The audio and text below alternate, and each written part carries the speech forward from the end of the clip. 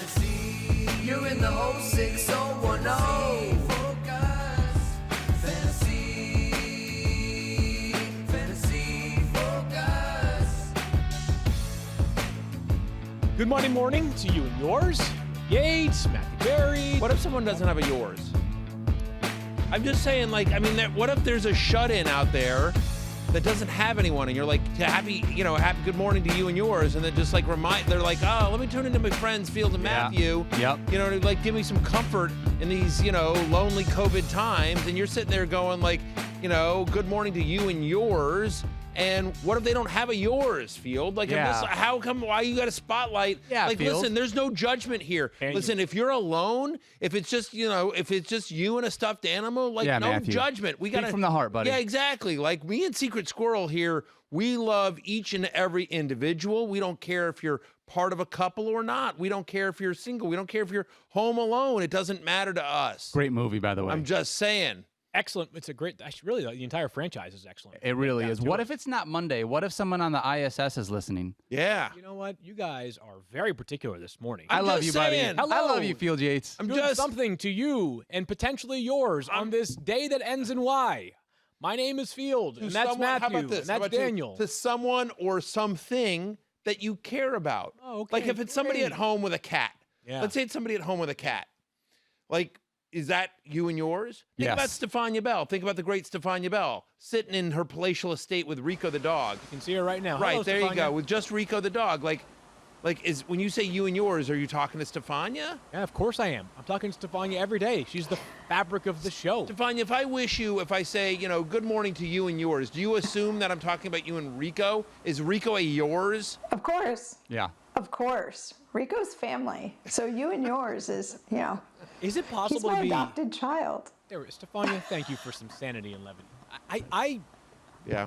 God bless your wife. That's really the only thought that comes to mind right now. She is an absolute saint. What she puts up with, her patience is unmatched. She is the Tom Brady of patience. You have no idea. That's right.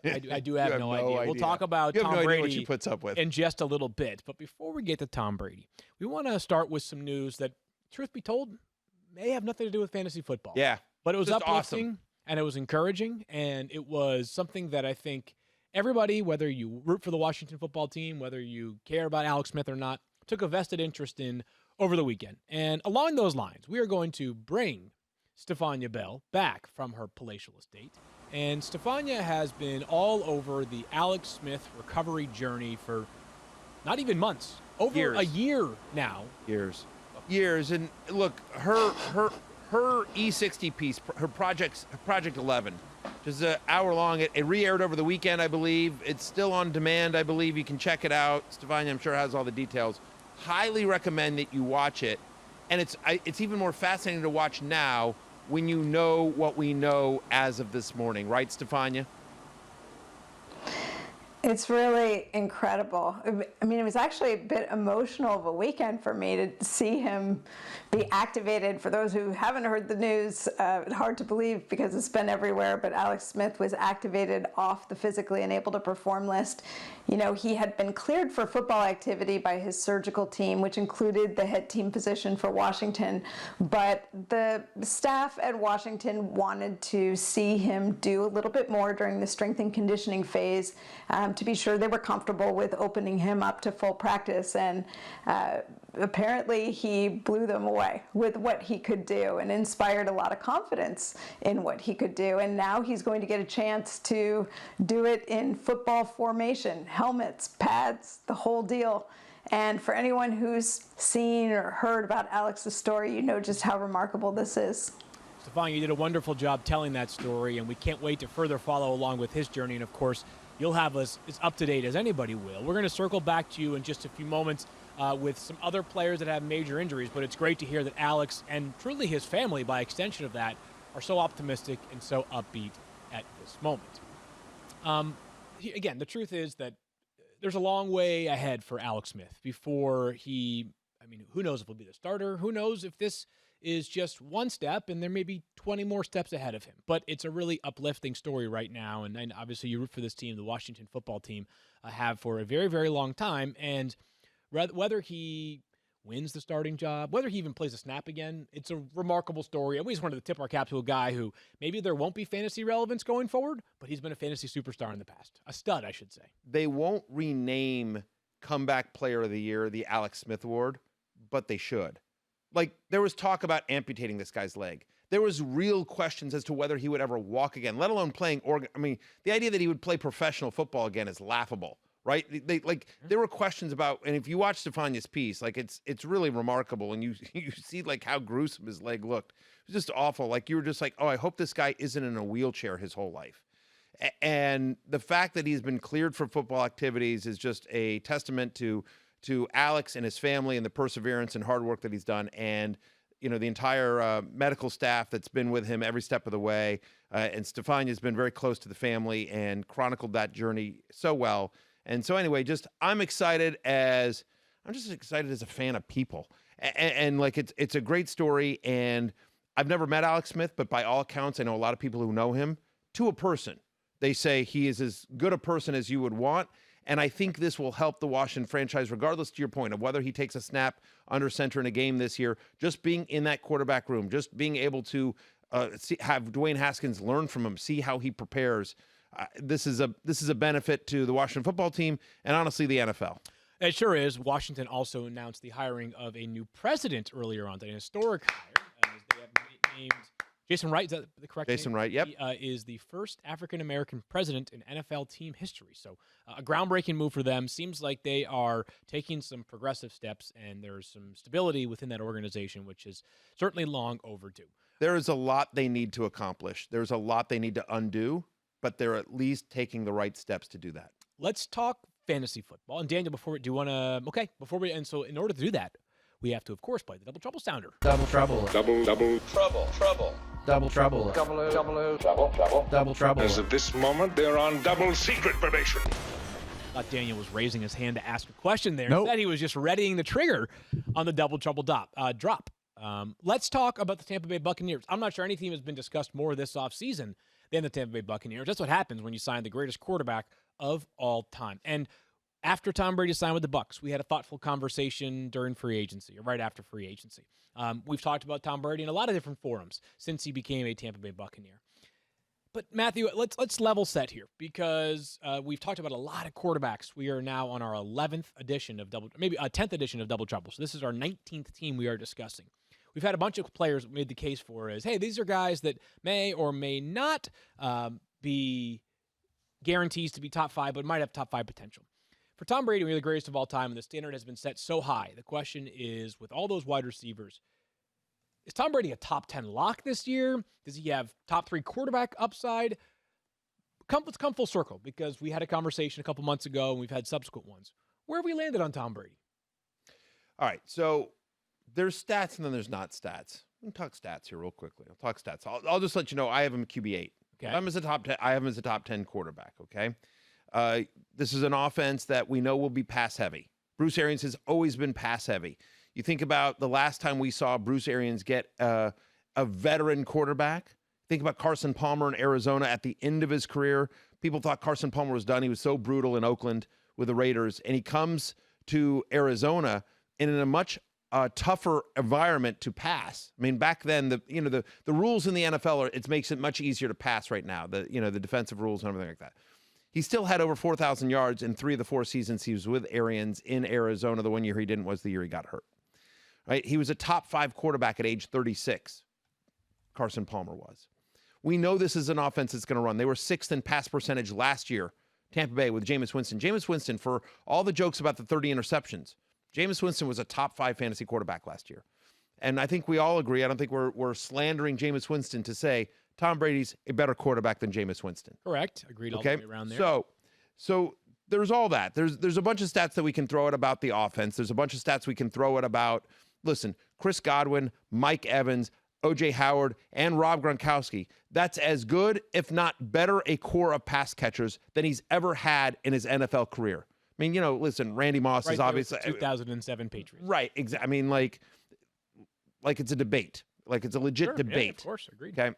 And so what I would say, so those are all those there's a lot of numbers that you can do to support. Having said that, he's 43 years old. He's going to a brand new team in a COVID era, blah, blah, blah, blah, blah, blah. To me, I think this is one situation where you throw out all the stats. Of course. And you either believe or you do not believe. And I believe, Field Yates, that there's a lot of people out there in the NFL, in analyst land, in talking head land, that are a lot poorer, because when you bet against Tom Brady, you lose. That is like, when you bet against Tom Brady, you lose. And I just listen. You believe or you don't. I believe. But here's what you have to believe. I believe, and I believe enough to make him my number 10 quarterback and sort of have him hovering there in this range. And how the quarterback position has changed in some ways in recent years is that there are so many more dynamic runners, and even guys that aren't that dynamic but run enough to make a dent in their fantasy production. And I was just sort of looking through recent years with quarterbacks and the top 5, because, if you're telling us that Tom Brady has a chance to be a top 8 quarterback, like we've talked about that with Ben Roethlisberger, Matthew Stafford, and a host of other players. But if we're going to put him in the potentially Lamar Jackson / Patrick Mahomes, is this like a breaking news No. drop?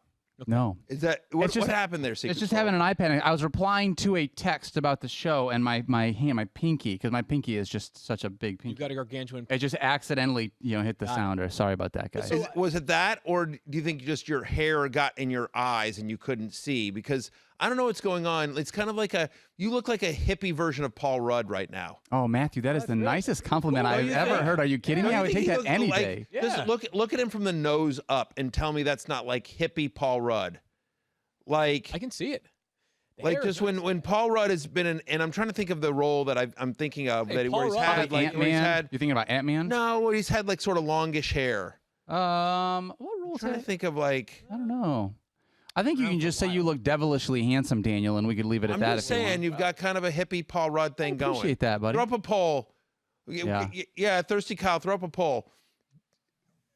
Haley That- wants so to know if Matthew can grow a beard is the poll question. Matthew can grow a beard tomorrow. I mean, I can't grow, like, unfortunately, where I need hair. But no, if I don't shave, I won't shave for the rest of the week, and you'll see, Haley, and you will regret ever asking that. Ooh, I feel like a challenge. yeah, It's like a challenge. yeah, done. I apologize But for interrupting all of this, so I want to get but back to. anyway, I was saying I want a poll as to whether or not Daniel looks like a hippie Paul Rudd for people that are watching Okay, hippie Paul our live Rudd. stream That is right the now. question. Kyle will throw that up on the poll at Hippie Paul Rudd, got it. Focus. I looked at some recent data of like top 5 quarterbacks in the past, let's say 2 to 3, maybe 4 years, and I feel like the number for Tom Brady is sort of around 300 fantasy points. That's about what it's going to take, and obviously we have no control over how the season goes. But assuming a 16-game season, it's going to be about 300 fantasy points for Tom Brady to hover at top 5-ish quarterback play, probably the lower end of top 5. Fair. So I also looked at Tom Brady's 19-year resume, and I understand he didn't start his first year and he missed 1 year because of injury. So let's talk about 17 seasons, and Tom Brady basically is generating 10 fantasy points per year as a runner. He has like 1,000 career rushing yards, about 50 yards per season, and I think 22 rushing touchdowns, so about 1 touchdown per season. And obviously, there have been some seasons where he's had 3 or 4, and there have been several seasons where he's had 0, right? So let's call it about 10 rushing points. If you sort of look at the numbers from there, if Tom Brady were to throw for 4,500 yards with 35 passing touchdowns, 10 fantasy points from rushing, that right there gets you to 330 points. Now, that does not account for, of course, interceptions or fumbles lost, and 2-point conversions, to be fair. So I think if you are of the mind that Tom Brady has a chance to reach 4,500 passing yards, 35 passing touchdowns, and you think that 10 interceptions or fewer is likely, then I think that you can bet on Tom Brady as top 5-ish upside. Now, those are big numbers, right? I mean, 45, sure. That's a big number, but the thing with Brady is we can throw away all the stats from recent years, to your point. He's got this incredible cast of pass catchers. I don't think they'll be as pass happy this year because I don't think they'll be playing from behind as frequently. And so it's a calculated hedge on Tom Brady being, Drew Brees, what Drew Brees has been for many, many years in New Orleans. So Peyton Manning's first season in Denver, okay? Think about Peyton Manning's first season in Denver. And people, get sort of mistaken. His second season in Denver was the 55 touchdown season, right? But I'm thinking about his first season in Denver. everyone had left Peyton Manning for dead. Everyone was just, and Andrew Luck and blah, blah, blah, blah, blah, and he's got the neck injury, and I can't believe Denver's doing this and whatever. Peyton Manning came out in that year, in 2012, 4,600 yards, 37 touchdown passes. Okay? So to your point, like, beats both of your numbers, right? That you're saying 4,500. He needs 4,535 is what you're saying.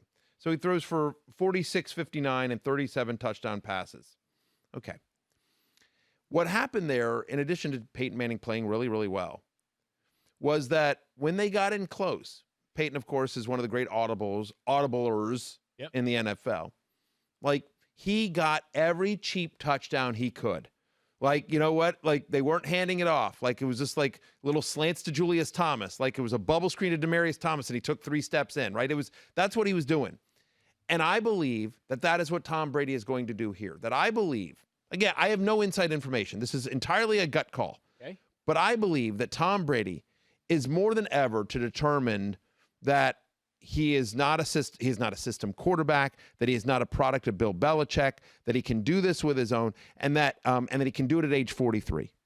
Tom versus Tom, time versus time. Tom's winning, and Tom wants to win by TKO. So again, like, I've never met Tom Brady. I don't know him at all. I would just say that if I'm Tom Brady, I'm like, not only do I want to go out and win, I want to put up the greatest statistical season I possibly can. I want gaudy numbers. If we're up 40-10, I'm going back out there for the final series of the fourth quarter, and I'm throwing. Yeah. Again, I have no inside knowledge on this. That's what I believe his mindset is, and I believe that's what Bruce Arians and the Tampa Bay Buccaneers, because they've all rallied around him, obviously. They want him to have a huge season as well. And so, yeah, look, again, it goes back to, do you believe or not believe? Again, I'm at QB 8. He's going as QB 7. I have him as a top 10 quarterback. I get that he doesn't rush, and I get that he's on a new team in a season with, lack of practice in preseason games. But I'm in on Tom Brady. I'm a believer. Yeah, I mean, it's hard not to be a believer in Tom Brady, given the fact that he has, as we said, established himself as the greatest quarterback of all time. The ceiling is going to be high because of the pass catchers. I think the floor will be high as well because of the offense he plays in. The running backs we'll talk about in just a moment. But first, Daniel. Fields Yates, I want to tell you something, okay? I'm ready. Did you know that Geico is offering an extra 15% credit on motorcycle insurance right now? Really? That's 15% on top of the money Geico could already save you. So what are you waiting for? Your dog to make you breakfast in bed? A Belgian waffle and fresh fruit compote? Well, as nice as that sounds, probably never going to happen. But at least there's never been a better time to switch to Geico. Save an extra 15% when you switch by October 7th. Visit geico.com to learn more. Well said and well read by Daniel. Let's talk about the Buccaneers running backs, because if you follow people on Twitter or if you follow blurbs from our friends at RotoWorld and others, you see a lot of stuff that is being said by Bruce Arians about the running backs in Tampa Bay. The trendiest one this year was Ronald Jones. And earlier on in the podcast this season, Matthew, you pulled up a tweet that collected various Bruce Arians quotes about Ronald Jones that would lead you to believe that Ronald Jones was like, I don't know, Saquon Barkley, right? Instead, we decided to go back to the vault. And here is our friend Graham Barfield, who just, if those that are watching live, you can see all the different quotes from Bruce Arians about all of his running backs. Peyton Barber, Ronald Jones, Andre Ellington named as prominent running backs in their offense. And you know what that resulted in, Matthew? What did that result in? Yeah, nothing. So, nothing. Along those lines. Bunch of coach speak. And there have been other people as well. I want to give a shout out to my friend Michelle at Ball Blastem on Twitter. She did the same thing as well with a bunch of other screenshots, and she did that a while ago. So we love Graham, we love Michelle. So anyway, the point is that they have all pointed this out, that, listen, as much as we like Bruce Arians, and we're all fans of BA here, he has a fantasy-friendly coach as they come. He's also a veteran-friendly coach, which is why vets love to play for him. But don't believe anything he says. I've said this repeatedly, and I will say this. The starting quarterback of the Tampa Bay Buccaneers is whoever Tom Brady wants back there with him.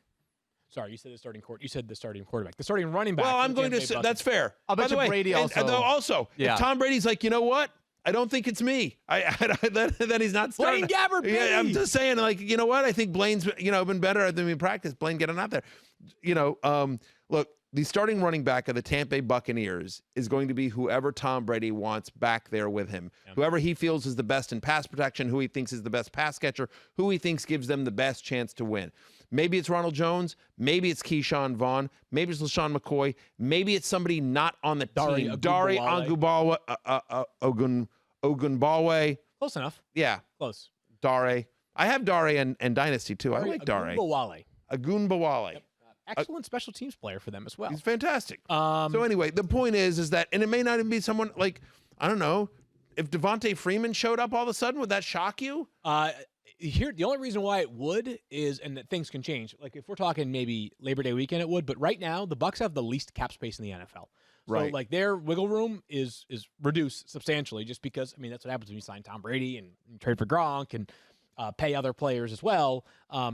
So yes, it wouldn't stun me, but I'm also not counting on it at the moment. But the point is that, right, so we're not counting on that, but the fact is that I think sitting here, that anyone who sits here and says, oh, the starting running back of the Tampa Bay Buccaneers is this guy, is wrong, because we just don't know. We just don't know, and it's entirely dependent on Tom Brady. I am going to, and I'm with you, because it is definitely who Tom Brady feels most comfortable with. I think just like examining what like the path to fantasy success. Again, I'm sort of using a lot of math here with the Bucs because this is basically a whole new, not the new offense, but a new world for them, right? Tom Brady makes everything different. By the way, I was told there'd be no math, so that's this why is I brought mine. upsetting That's why I'm here for. But like LaShawn McCoy, like he's gonna need what, 12 touchdowns, like to get there. I don't think LaShawn McCoy has a 70 catch season in him right now, right? Maybe for his local flag football team. You think LaShawn McCoy makes this team? I'm not convinced on that either. Totally. I agree with you there.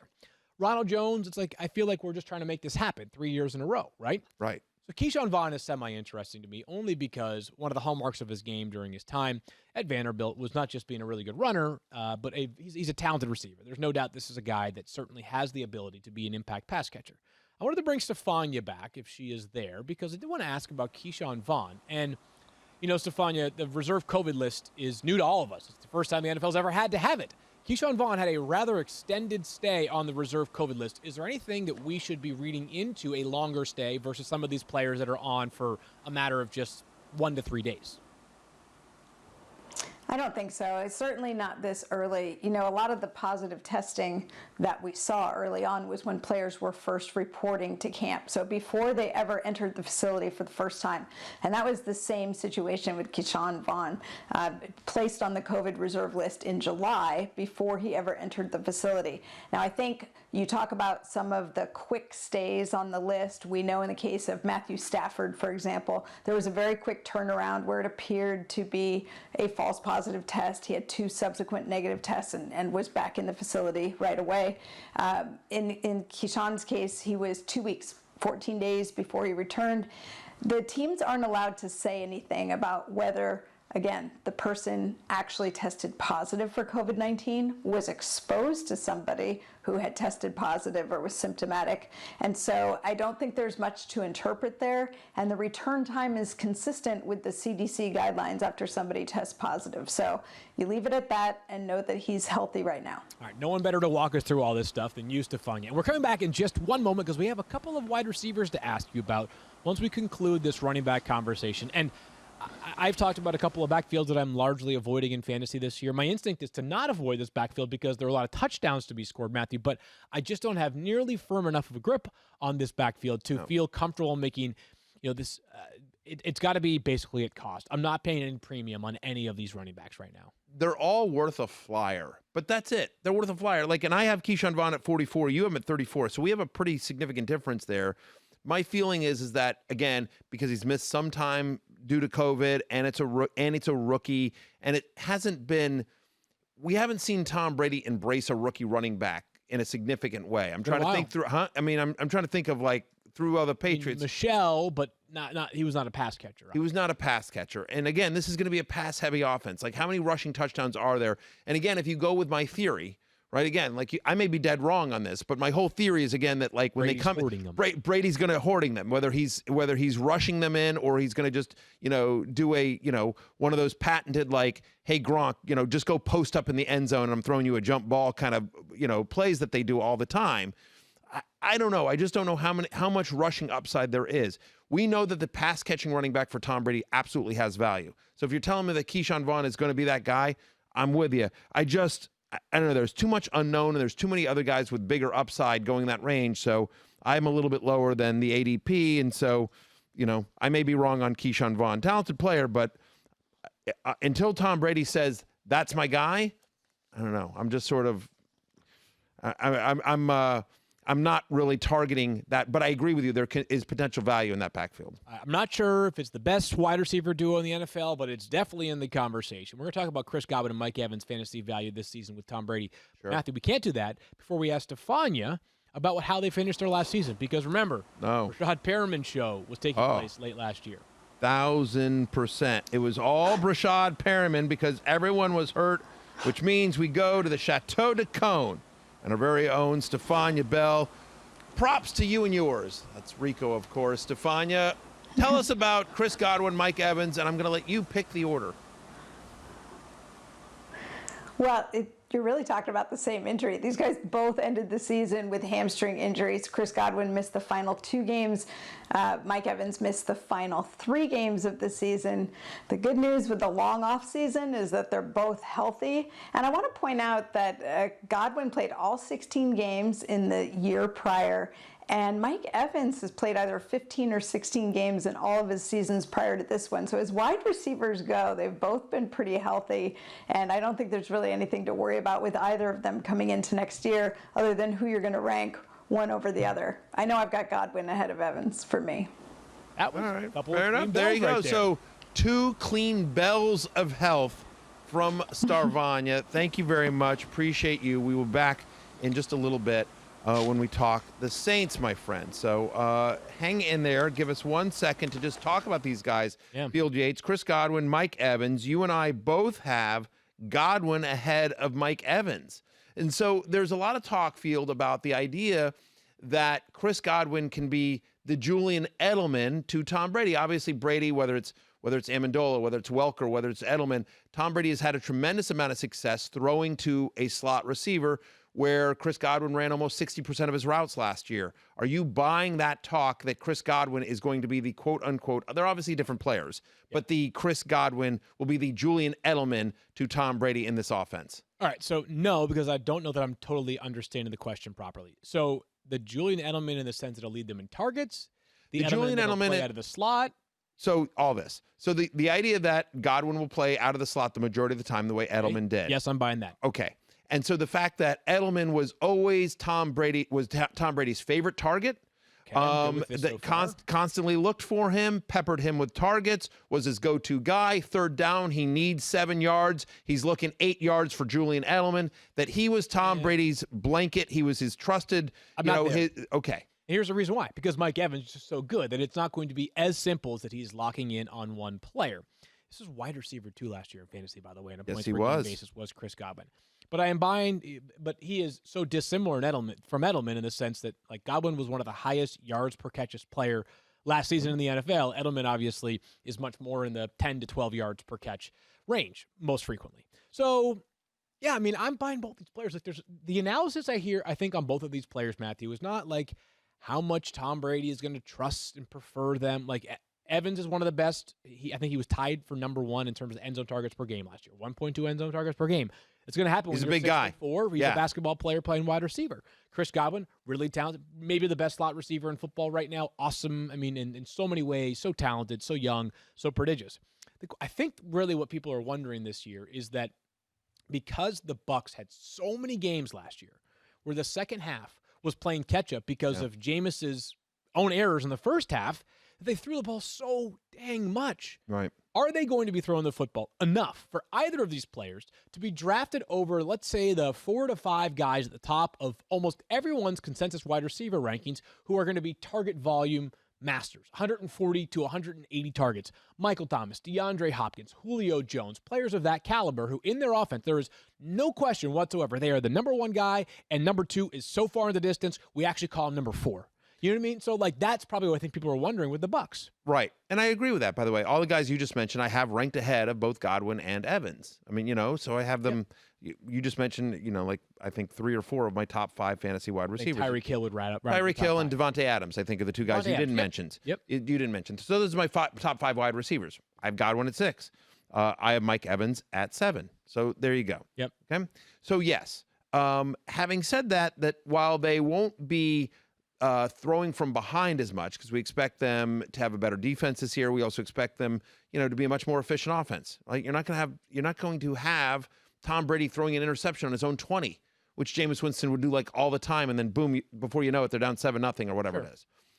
But again, like this is my theory, and maybe I'm dead wrong on it, but I still think that they're going to score more. They're going to score more. They're going to be more efficient. And by the way, and Tom Brady wants pedal to the metal. Tom Brady wants gaudy stats. He doesn't want to just win. He wants gaudy stats. He wants people to be like, oh, this is a guy that doesn't need Bill Belichick. He doesn't need Josh McDaniels. This guy is, truly just, a mind-bogglingly, generational talent at age 43. He's putting up 4,500 yards and 40 touchdowns or something like that. Yeah. So I believe in all that. The thing about Evans, what I think happens with Evans is he becomes a more consistent wide receiver.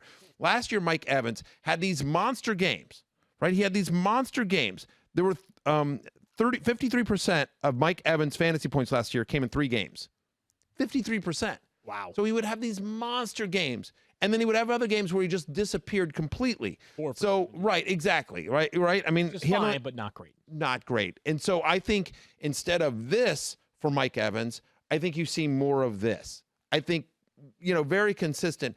And before they signed Rob Gronkowski, my sort of thing always was Mike Evans is going to be the Gronk in this offense. Like he's obviously a massive red zone target. He's terrific. He's, Mike Evans, I would argue, is the best 50-50 ball guy in the NFL. Yeah, I think he's right up there. I mean, Wait, he's certainly. But wait a second. You said before they signed Rob Gronkowski, but then they signed Rob Gronkowski. So now do you not think any of the things that you thought about Mike Evans? No, I don't. But like again, I have him below Chris Godwin. I'm outside, for an offense that I think is going to score a ton of points, I have him slightly lower. But again, like and who knows, does Gronk play all 16 games and everything like that? But my point is that I believe and Gronk certainly hurts Evans. I think Gronk's signing hurt Evans.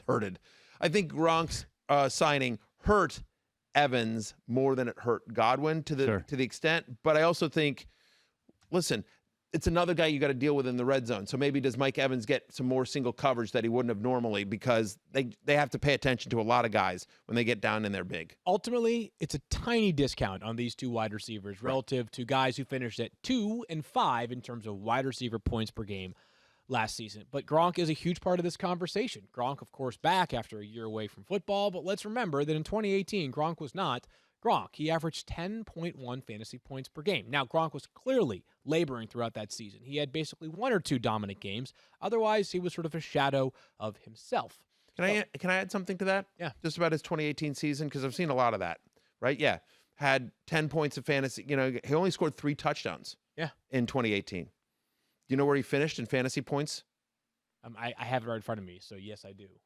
He's still a top 10 tight end. He was tied in 9. Tight end 9, which he was tied in 9. That's what I'm saying. It's like, first off, the tight end position, like, again, as bad as Gronk was, as quote unquote bad as Gronk was in 2018, he was tight end 9. Right. And again, so no, was he Gronk in capital letters? Was he, the most dominant tight end of his era, first ballot Hall of Famer Gronk, number 1 tight end in fantasy? No, he was not. But he was a top 10 tight end. His ADP is tight end 6. I'm at 7. You have him at 10. You and I are both slightly lower on ADP. Yeah. We both like Gronk, but the hype might be a little out of control here. Todd Gurley, Gronk, Aaron Rodgers, these are players going to be drafted earlier than we have them in our ranks because of name value. That's fine. People are allowed to draft whoever they decide to draft. So I think the Gronk conversation is probably 2 things, Matthew. It's not just like, is there a version of Gronk where he rediscovers his form, but also, does Gronk's presence immediately eliminate any fantasy value whatsoever for O.J. Howard and, by extension, Cameron Brate? Or is it possible that this is the rare, we talk about backfields that have too many players. Do they have too many tight ends that any of them can really stand out? So I don't believe that. And yes, I do believe that O.J. Howard and Cameron Brate don't have a ton of standalone value. Like if you wanted to draft O.J. Howard as insurance for Rob Gronkowski in a deeper league, and I've done that before, I just finished a 26-round draft and it's a best ball. So I have Gronk, and I grabbed Howard like with my second to last pick. So sure, because I will tell you this. First off, tight end usage on the Buccaneers is more than you would think. You think about 2019 when it was kind of a lost season for Cameron Brate and O.J. Howard. Even in a lost season, the Buccaneers were top 11 in the NFL in tight end targets, tight end red zone targets. They were 6th in tight end air yards per target. They actually used the tight ends more than you would think. Just they weren't coming down with the ball for whatever reason. The other thing is that if you're Tom Brady, you're not bringing Gronk out of retirement. You're not saying hang up your WWE belt and get on a plane and come to Tampa, right? Unless you're going to use him. And I actually think that because, again, so it's a brand new offense, it's a brand new teammates, and I know they've been doing off-season workouts, and you see the Instagram footage of them in a park or whatever it is, but there's something to be said for how well Brady and Gronk know each other, especially when you get in close and just knowing, I know where Gronk's going to be. Gronk's like, I know where Brady's going to get me the ball, like on this shoulder or whatever. And there's a shorthand there that can't be discounted. And so I think, I don't know how much yardage and receptions he gets, but, does Gronk have 8 touchdowns this year? I think there's a very legit chance at that. And maybe that comes at the cost of a couple from Mike Evans or Chris Godwin, but still, it's possible he is Gronk. He is a very difficult to cover red zone tight end. Are you comfortable with Rob Gronkowski as your number 1 and only tight end on your roster? If you draft him, you have him at tight end 10. Yeah. So let's say you draft him. Yes, I am, and because I think there's a little bit more depth this year at the position, like guys like Mike Gesicki we talked about last week that are being drafted in like the middle of the teens for tight ends. Like, hey, if Gronk clearly is not coming around after 2 to 3 weeks, like there's a Gesicki or a Hawkinson or an Ian Thomas sitting there waiting for me available to grab off the waiver. Jonnu Smith, Blake Jarwin. Yeah. Give me any of those guys. Yeah. Agreed on that. So these days, we have to travel smart, and Marathon can help by improving engine performance with quality, top-tier gasoline. Marathon, fueling the American spirit. Now more than ever, we have to look out for each other and count on each other. Marathon wants you to know that you count on them for the high-quality, top-tier gas. Marathon gasolines are formulated with STP additives. They keep your vehicle running at peak performance by optimizing fuel economy, removing those ugly deposit buildups, and by reducing emissions. Right now, you can get 5 cents off every gallon every day with Make It Count rewards from Marathon. Plus, you can earn points for additional savings on fuel, airfare, hotels, and more. This is definitely a deal you can count on. It's quick and easy to join. Just download the free Make It Count app or go to makeitcount.com/radio. And start saving today. This offer is valid only at participating Marathon stations. Remember, wherever you need to go, be safe. The people at Marathon are behind you all the way.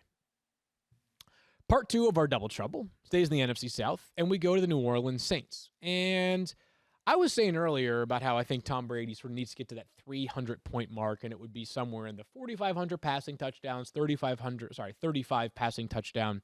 Wow, I butchered that one. 4,500 passing yards and 35 passing touchdowns range with moderate number of interceptions for him to achieve that. But the model, I think, is in some ways Drew Brees, because Drew Brees has not been a runner for basically any juncture of his career. But what he has been arguably the most prolific passing quarterback. Well, he is the most prolific passing quarterback ever. The guy has all the major passing records now. How likely are you to draft Drew Brees? Do you feel like, because of the same things we were talking about with Brady, that there are quarterbacks who may have a higher upside because of running, is Drew Brees one of those quarterbacks that you just isn't on your do not draft list, but also just winds up never being your starting quarterback? That's correct. Like Drew Brees is just, look, first ballot Hall of Famer, amazing quarterback, blah, blah, blah, blah, blah. Asked and answered, right? We all agree on that. But, fantasy wise, it's just sort of like, you know what I mean? Like, he doesn't, right? Very, very solid. He's in that Matt Ryan range, right? He's in that, like, he's a guy that's going to throw for a lot of yards at a high percentage. He's not going to turn over the ball a lot. He's not going to run at all, right? I mean, like, listen, the stats are, ridiculous. Like, he had 7 games last year with 3 more touchdown passes. Lamar Jackson, the only quarterback that had more such games. But I also feel like there's a lack of upside there, right? With Drew Brees. And I know that sounds insane, but think about this. Over his last 16 games, Field, and obviously he was hurt for a chunk of last year. We saw Teddy Bridgewater. But so over his last 16 games he's played over the last 2 years, he has 2 games with 25 or more fantasy points. only 2 25-plus fantasy point games, 10 different quarterbacks that had at least 3 such games in 2019 alone, including Jimmy Garoppolo and Daniel Jones. But I do wonder, Like, and so, I don't okay. want to put Kyle on the spot there, but like 2 games with 25-plus fantasy points over his last 16, Sure. how many of his 16 were 20-plus fantasy points? Probably a decent amount.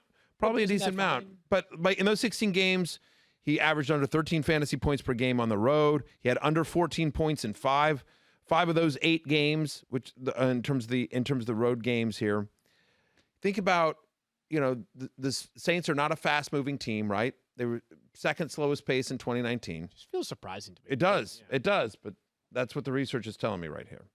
And then I asked Kyle to look this up because I don't know. This is just a gut thing, Okay. right? I was just like, you know what? I just feel like every year, Drew Brees, week 12 on, has at least one absolute stinker. Okay. Where he has like multiple touchdowns, he has 0 fantasy points. So week 12 on, you're either trying desperately to get into the playoffs or you're in the playoffs, where you cannot afford a bad game. Okay.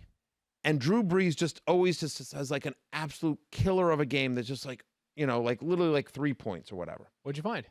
Over the past 5 seasons, 7 of Drew Brees' worst 10 games have come week 12 or later. Okay. Interesting. Week 12 or late. Like I'm telling, But is like, that and we could something- look is there this like a up. If we had more propensity time, we there? could Like, probably is look that it up. something that's like is that predictive or descriptive? It's more descriptive. It's not predictive at all. Okay, I'm just okay, telling you. got it. I'm just telling you. Fantasy's an emotional game. Fantasy's an emotional game. That part like I'll Drew subscribe Brees has burned me one too many times at a crucial time when I desperately needed him. Wasn't it last year where there was like a 3-game stretch where he had a game at Carolina? I feel like last year there was a 3-game stretch where he was just brutal once again. It might have been 2 years ago. I don't know. I There can't was a- remember it offhand. I actually don't mind Drew Brees where he's at, and I actually think I will be investing in Drew Brees in some leagues for this reason, that if I miss one of those top-tier quarterbacks, which I'm going to in a lot of drafts because they're going to be drafted earlier than I'm generally most comfortable with, is that there are a lot of options. But like Drew Brees, if I use a 7th or 8th round pick on him, my quarterback spot is set for the season. He's fine. He's fine. I don't have to worry about it. He's fine. I don't have to I worry mean, about whether I'm potentially like, oh man, like I think I really want Matthew Stafford this year, and then he goes 4 picks ahead of me, and next thing you know, I'm like, oh man, Baker Mayfield's my starting quarterback going into the season in a deeper league. You know what I mean? Yeah, I guess so, but I just sort of feel like where Drew Brees is going, like if I don't get Drew Brees, then yes, it is Matthew Stafford, or it's Carson Wentz, or it's Matt Ryan, or it's Daniel Jones, who I have as a top 12 quarterback, which I'm totally fine with. Right. I mean, and I know he's got a tough schedule. I'm not. Anyway, but, the other thing is about Drew Brees, do you have any concern here? Seems like more and more when they get in close, they bring in these packages with Taysom Hill. And Taysom Hill steals, over the course of the year, does Taysom Hill steal 5 touchdown passes from Drew Brees? I mean, Drew Brees played 10 full games last year, and he had 27 passing touchdowns. 27. Like, I mean, he had 7 games with 3+ passing touchdowns, as you just referenced. Yeah. Like, I'm not worried about the every once in a while Taysom Hill gimmicks. So, All right, Thirsty Kyle, just to wrap this up, 2018, it was 2 years ago, he had that 3-game stretch. In 2018, weeks 13 through 15, he averaged 9 points a game. Yeah, I mean, Just absolutely killed you. okay. Yeah, again, predictive versus descriptive is the question It's I complete. Yes, it's a little bit random, but there's a little bit of the home road split thing with him. Listen, he's fine. I have him at QB 10. You have him at QB 9. Secret Squirrel truly hates him at QB 13. I just feel like this argument, I'm interested in this because I feel like what you're saying about Drew Brees is exactly what I would say right now about Mike Evans. Like, why would I want to draft a wide receiver in the top 10 that had over half of his points come in 3 games? And that's just as descriptive, where it's like, I understand we get the upside, we see how great they can be, but when we're talking about things like that, like, yeah, Mike Evans has burned me a couple times in the past because, like, I'll need one of those big games in the playoffs, and he gives me 4 for 38. Well, I don't think that Drew Brees is nearly as focused. Like, we just had 7 games with he started 11 games, and one of them he left early. Of those, so 10 starts, Correct. 7 with 3+ passing touchdowns, like 12 points out the gates. And what did he average, over 20 points a game last year, technically? Drew Brees averaged 20 points a game, yep. 20.43 points per game. It was If he QB plays 7. 16 seasons, that's if he plays 16 games, he would have been quarterback 3. No, no, he's QB 7 on a points per game basis. I'm saying if he played 16 games, other players also. Maybe, but whatever. He's fine. He's 100% fine. The other issue here, by the way, though, is again just in terms of limiting upside. Saints defense is really good. But that wasn't a problem last year or the year before. No, but but in the years in which he was putting up like top, they were getting to a lot of shootouts. They were getting into a lot of shoots because their defense was bad. In the times when he was like a top 3 fantasy quarterback. And now he's in that 7 to 10 range. Let's spin things forward because I think there's like a sneaky important injury to discuss that we didn't realize. Maybe was this important or this maybe serious? And Stefania, of course, is back with us from the Chateau de Cone. And Stefania, Alvin Kamara, not the kind of guy to complain, not the kind of guy that ever misses time, but I feel like we learned that he actually was dealing with a really legitimate knee injury last season. Field, this is something that happens all the time that players really don't get acknowledgement for. And I know that everyone sounds surprised at how, put in quotes, injured Kamara was, the fact that he played through this MCL injury for the rest of last year. But this is something that happens in football all the time. It's very difficult to get fully healthy during a season, particularly from some of these ligament injuries. So he sprained his MCL and was injured in week 6, missed 2 games, and then there was a bye week after that. Then he returned. And, he's talked recently about how difficult it was because he knew he wasn't himself. He knew he wasn't performing like he needed to be. But if he was seen as downcast in the locker room, guys were telling him to pick himself up. And it's very difficult when you're out there playing, but you're not performing at 100%. The good news as far as fantasy for this year is that he's had the offseason to recover. If you check out some of his workouts on Instagram and Twitter, he posts some pictures of him working on a balance board and catching balls and sticks that are being tossed to him. So, balance and agility has been a really big focus for him, which is critical coming off this type of injury. And it's also critical to his game. If you look at some of his statistics that people are likely pointing to in terms of his decline in productivity this year, yards after the catch and passing, yards after first contact, you can understand why that would be down over the year when he's not going to have the same explosiveness and not going to have the same lateral movement when he was hurt. So I don't really look at downgrading him coming into this year. I think he's now had the offseason to recover. And if you take away that injury, I think you have a different Alvin Kamara at the end of last year. Well, that right there is very encouraging news, Stefania, and a player that maybe has a case to be higher drafted than his ADP suggests. We'll talk to you in just a few minutes. I know you're going to go get ready for trivia and probably win in just about 10 minutes or so. We'll talk to you in a bit, Stefania. All right, so let's talk about Alvin Kamara. That all sounded pretty good to me. And this is a player who last year felt like he was a little bit disappointing. He was in the conversation for the #1 player in fantasy football. But, Matthew, I think this is a pretty simple one for me from last year with Alvin Kamara. Touchdowns are really difficult to predict. They're really difficult to expect year over year. Alvin Kamara didn't score nearly as many touchdowns as we thought he would last year, and he feels bound for regression this year.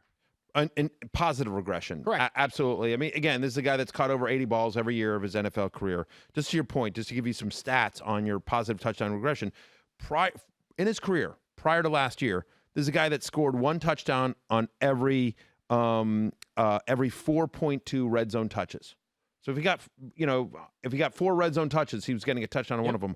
Last year, he got 1 touchdown on 25 red zone touches. Give you another example, right? Okay, so this is a guy that last year scored once every 15. I'm sorry, last year he scored once every 42 touches, just in general, just overall, once in every 42 for his career.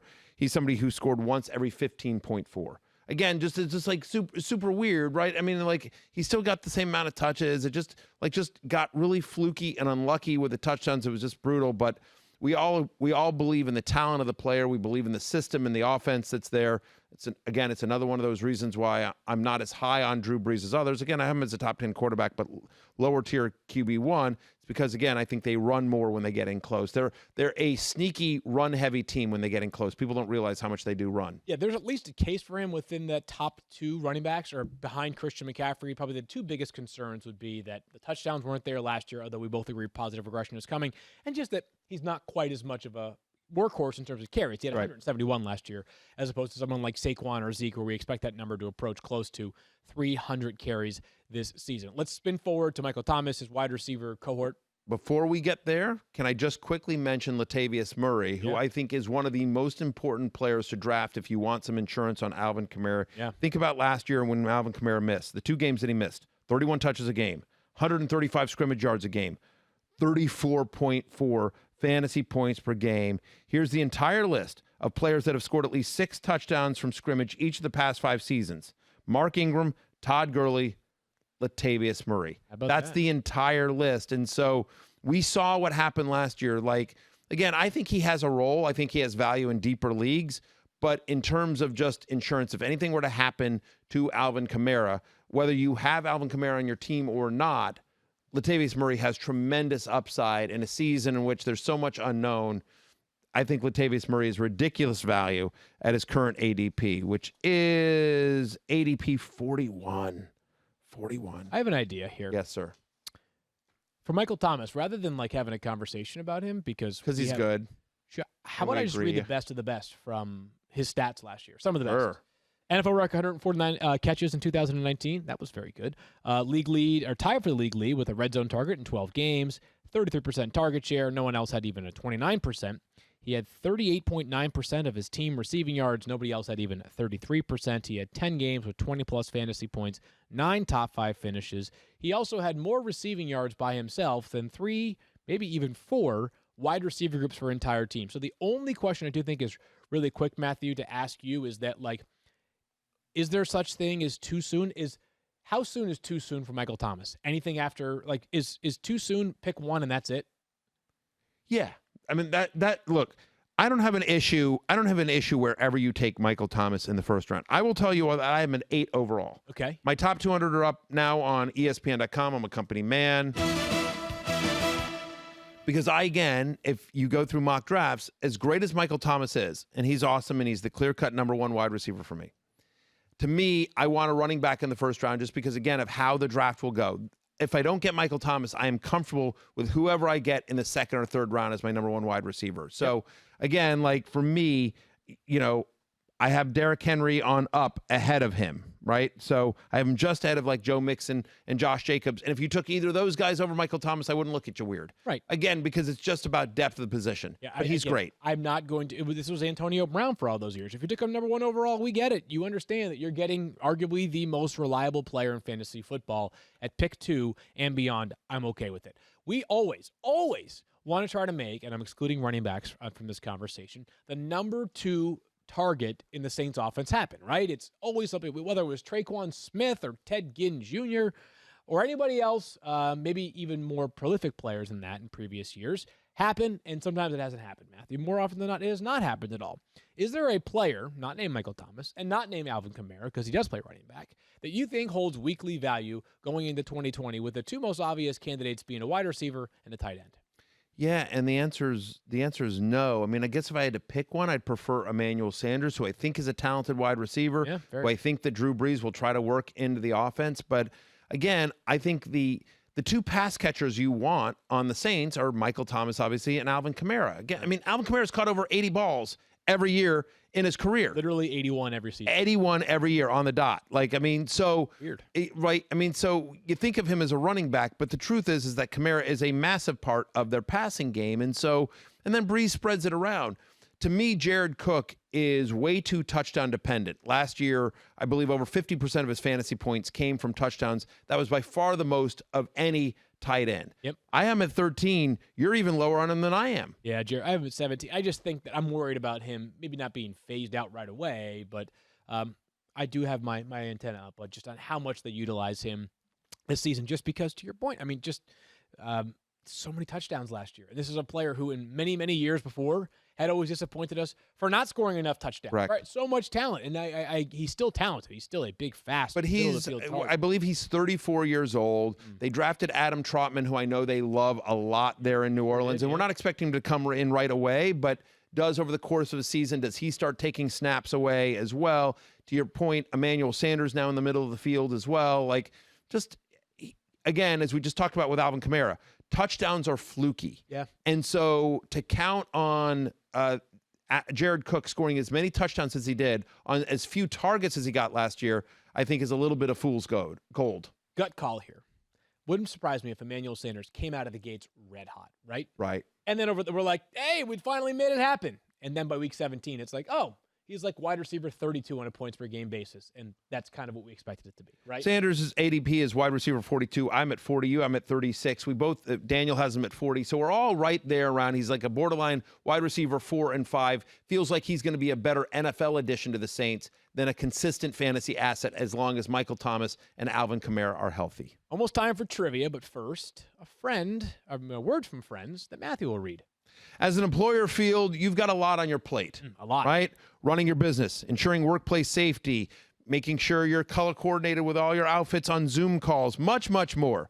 So what you need to do, field, is leave your hiring to the one place that makes finding qualified candidates fast and easy. It's ZipRecruiter.com/06010. Make sure we get credit, you people, when you go to ZipRecruiter.com/06010. ZipRecruiter sends your job to over 100 of the web's leading job sites, and they don't stop there. With their powerful matching technology, ZipRecruiter scans thousands of resumes to find people with the right experience and activity and actively invites them to apply to your job. They make the entire hiring process efficient and effective. ZipRecruiter has features like screening questions to filter candidates and an all-in-one dashboard where you can review and rate your candidates. Right now, you can try ZipRecruiter for free. Our listeners can go to ZipRecruiter.com/06010. That's ZipRecruiter.com/06010. ZipRecruiter.com/06010. ZipRecruiter, it is the smartest way to hire. All right, one of our favorite points of the show is when we get to do trivia, so it is now time to pass the baton over to Daniel. Yeah, and I'm going to take that baton. I'm just the middleman. I'm going to pass it over to Kyle for the Geico trivia question of the day. Stefan is here as well. All over the place. Oh, here. my goodness. All right, we don't have an actual baton, just for anyone not watching at home. I just want to, Correct. I just don't like to lie to the listeners. Yes. We'd be a good relay team, though, right? No, Probably actually I'm not. actually quite slow. I'm slow as molasses. All right, me and I was Daniel. going to say something else, and then I realized I was on a live microphone. You just now realized that we're 56 minutes into the show. Show 11. All right, what do we got? All right, Michael Thomas is one of 4 players to have over 1,000 points coming from Drew Brees. I want you to name for me the other 3. Passes thrown by Drew Brees over 1,000 points. This is such an easy one. So easy. Oh, really? Yeah. I love Daniel's confidence. Is he guessing today? Yeah. He's guessing. I mean, in my mind, it just immediately. How is it easy? 3 Oh, of my them. You goodness. know 3 right away? You I got think 'em. so. Yeah. I knew 2 of them, and a I know- third one just popped in my head, I think. I know. I feel like I know 2. The third one is. I feel like I know one. Is. Oh my God. What's the third one? Who's the third one? Who's the? Oh, man, I am nervous about this, but I'm going to have some fun and see if we can. Yeah. So Michael Thomas. Does not count. He's one of 4. 1 of 4. Yes, Matthew, don't All play right. Michael Thomas. Great That'd be podcasting the here. only Stefan, way to get as it always, wrong. you get to go first. If you could read your names, because we always have trouble seeing them on the screen. Who do you got? Okay. So Marcus Colston is the first one that comes to mind. I feel like that's going to be unanimous. I don't. Yeah. And I have no idea if these are right, but Jimmy Graham and Lance Moore. Ooh, Ooh. really good guesses Yeah. right there. They want me to hold it up for proof. Daniel, how about you? I trust you, Stefan. I guess Joe Horn, Marquise Colston, and Jimmy Graham. I wanted Okay. to put Reggie Bush in there, but I decided not to. I think you're going to be 100% right. Who do you got, Matthew? I have the exact same. Joe Horn, Jimmy Graham, Marcus Colston. I went with Marcus Colston, Joe Horn, and Pierre Thomas. Bad guess on the last one by Thomas. me. Pierre but I'm Thomas. sure- No, Pierre Thomas that is might be interesting. Oh, Kyle. Deuce McAllister. It's going to be. Could've It's been- going to be. I bet those guys are right. Kyle, reveal the answers. Miss Stefania Bell coming in with all 3 correct. What? Let's go. Lance Moore sneaks in with 1,000.1 points. Oh, my goodness. My Good job. God. I thought for sure nobody was getting Wow. more. Wait, so who between Joe Horn, Marquise Colston, and Jimmy Graham? Joe Horn's is in wrong. because Joe Horn's too old. Joe Horn's too old. Too Oh. old. Don't talk about Even I anyone know being that. too He old was on this show, pre-Drew Stefania. Brees. Yeah. How many Matthew's fantasy points did Joe Horn have? 128.9 with Breeze. So you're Wow. talking, he only played 10 games. Way off. Man. Oh my Yeah, God, way he off. was We're missing before- eras here. Someone called Joe before Horn on his Brees. cell phone. What? Cell phone. Yeah. Right. Stefania, nice win for you right there. You're moving up the power Yeah. rankings here. Well So- done. Wow, that's Where really am I? impressive, Stefania. Really, really impressive. You know, everybody- Stefania's probably the only person in the universe that does not need a RotoPass.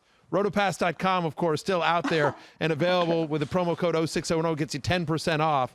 You get subscriptions to ESPN Plus, to Football Guys, to RotoViz, to Roster Watch, to Sharp Football Analysis, and Warren Sharp, and RotoWire, and our friends at RotoWire. So it's many great sites for one low price. Promo code 06010 gets you 10% off. Draft software, alerts, analysis, customized ranks, everything you possibly need, and so much more to dominate your draft. That right there is a heck of a deal. I highly suggest subscribing to RotoPass right now. Get yourself an account and go watch Stefania's Project 11 on Yes, ESPN+, where so you can also good. watch the Matthew Berry's fantasy show. 40 show violations. By the way, I had 34 on Friday, so just 6 today. We'll talk That's to pretty you good. guys on Tuesday. I'm good with that.